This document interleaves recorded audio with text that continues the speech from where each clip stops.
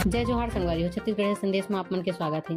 छत्तीसगढ़ के music composer Monika Verma के गाना में मशहूर कॉमेडियन भारती सिंह अपन बेटा लक्ष्य ला माया दुलार करत एक ठन वीडियो बनाए हावे, जेला वो अपन इंस्टाग्राम अकाउंट में पोस्ट करे हावे।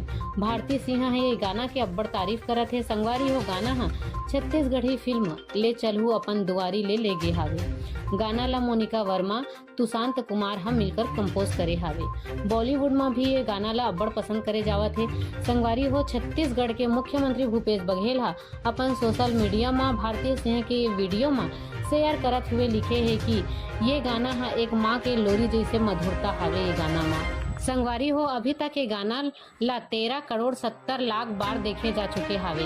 भारत ही नहीं बल्कि ये गाना के चर्चा विदेश में भी हावे। अफ्रीका के मशहूर कंटेंट क्रिएटर किली पॉल हा भी ये गाना में डांस रील बनाए रही जो सोशल मीडिया में काफी वायरल हुए है। संगवारी हो आपो मन सुनो ये गाना ला हमारे छत्तीसगढ़ के कलाकार मन के मिठास बोली ला मिठास गीत मन ला।